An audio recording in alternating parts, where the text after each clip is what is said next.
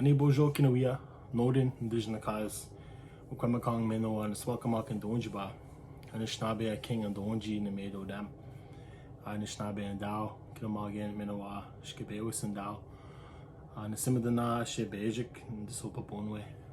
So, hello everyone, my name is Josh Lewis. You could also call me Norden. My family comes from Wampum First Nation on Manitoulin Island. I grew up in Sudbury, Ontario, and I live here now on unceded, unsurrendered Algonquin territory. I'm Anishinaabe on my mom's side, Chuganosh on my dad's side, and I'm an educator, and I'm also a helper, and I'm 31 winters old. So that's basically what I said in my introduction, and I think it's really important that we introduce ourselves in that way to honor everything about us. So I've been doing these videos every Monday for the last little while. In today's video, I wanted to talk a bit about treaties. Treaty Week is coming up on the first week of November, and it's acknowledged by the Ontario government as a week actually to learn about treaties. But I kind of wanted to just talk a bit about my understanding of treaties, and also just knowing about the treaties where I come from, and also the treaties where I'm currently living, especially here on this territory. And that's essentially what I want to talk about. So what is a treaty? I didn't always know what a treaty was, but I've come to learn that, you know, in order for Canada to exist as a country today, they had to form treaties and negotiations with Indigenous peoples. So a long time ago, when settlers came here, that was part of their law to do that. And so this has been going on for a very long time. These agreements and things like that. You know, early settlers that came here, they had to rely on Indigenous knowledge to survive the winters, to survive, you know, this new land that they're on. So these treaties, they go back even before Canada was a country. And so there's these pre-confederation treaties that they're often referred to as. There's one that I learned about on my journey early that helps me understand about all the other treaties. And I wanted to talk a little bit about it today. So this is referred to as Goswenta in the Haudenosaunee language. I'm not Haudenosaunee, I'm Anishinaabe. And so I can only share a little bit that I know about this wampum. I got this replica for educational purposes in Montreal a few years ago. And I just use it to offer this quick little teaching. But essentially this is a wampum belt. It's a replica of what it would have looked like. And it's made of these little beads here, if you take a look. Different color beads that come from wampum, or quahog shells. They're called the wampum beads. And essentially this is often referred to in English as the two-row wampum. And basically the way that I understand it, the way that I've been taught, is that, you know, the white parts here, the white lines, they refer to the land, the waters. They refer to like peace and friendship and respect. And these two lines here, these purple lines, they refer to Indigenous and non-Indigenous folks. So this top line here would be, you know, Indigenous folks in their canoes with their languages and their governance and their ways of being. And this bottom one would represent non-Indigenous folks in their canoes or their boats with their languages and their ways of being. And if you look at this two-row wampum, you'll notice that it's parallel lines. So if you think about anything in math, when we talk about parallel lines, it means that they never intersect. And that was always the original intent of the relationships here on this land. And so this treaty in particular was made between Haudenosaunee and Dutch settlers in the 1600s. And it talked about that, not interfering with each other's way of life.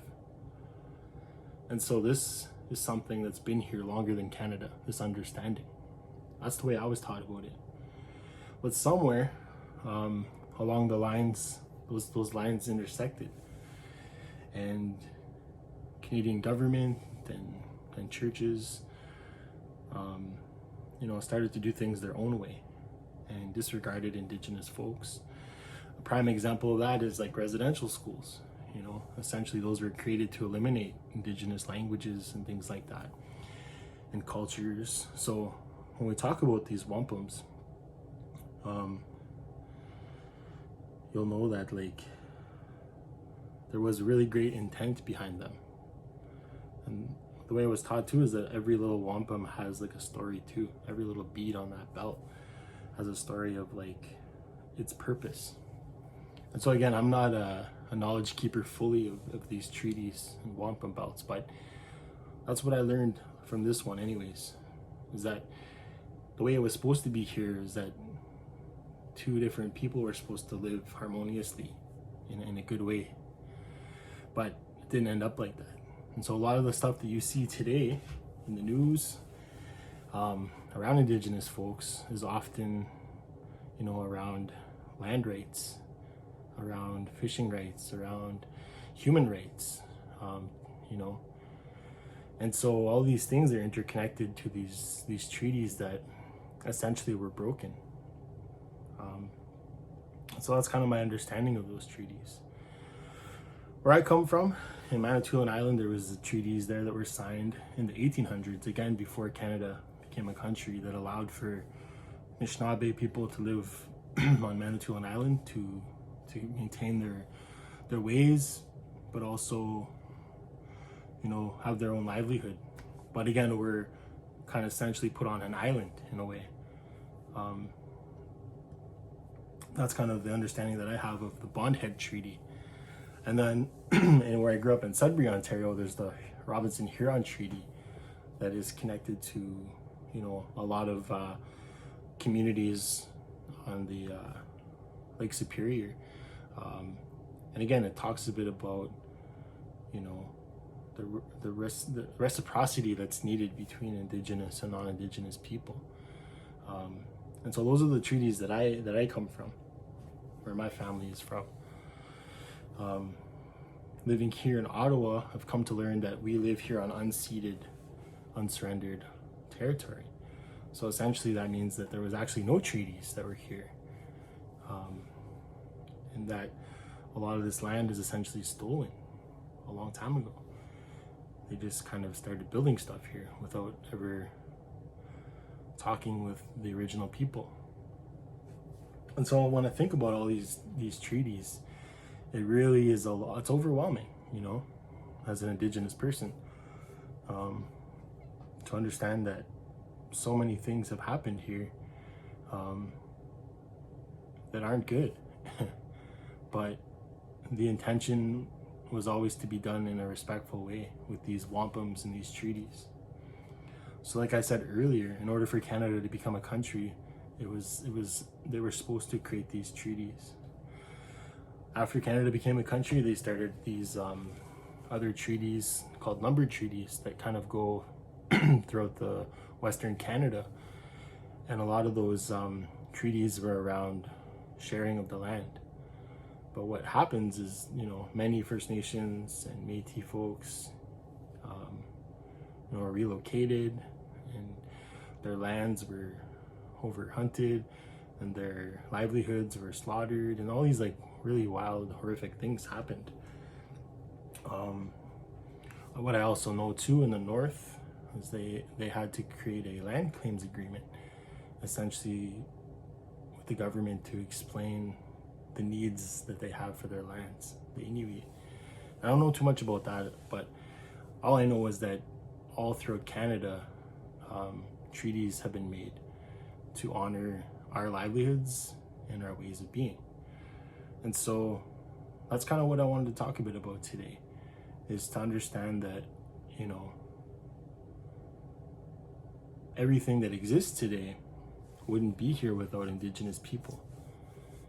The country wouldn't be what it is without, the help of our ancestors, supporting these newcomers and teaching them our ways. And so again, I always go back to this original wampum teaching to help me understand what it was supposed to be like here. And it helps me understand because that wasn't honored, why things are the way they are today. And so that's my introduction to treaties for you guys, to learn more about the treaties that you're on, to learn more about what unceded, unsurrendered means here in Ottawa. So take that time this week and next week and the week after to just learn. In this video, in the info comment part, I'm going to share some videos and some links as well for folks to learn more about treaties. And again, I'm not an expert, and if I said anything incorrectly, please correct me. But I just wanted to share a little bit of an introduction to these really important living documents and living agreements, and that need to be honored. They truly need to be honored, because there's so much good intentions that were put into them. And in any agreement, in any relationship, it needs to be reciprocal. It needs to be done in a good way. And if it's not, then that's when bad things happen, right? So I just want to leave with that. Again, if you have any other questions, or if you want to learn more, there'll be some resources down below.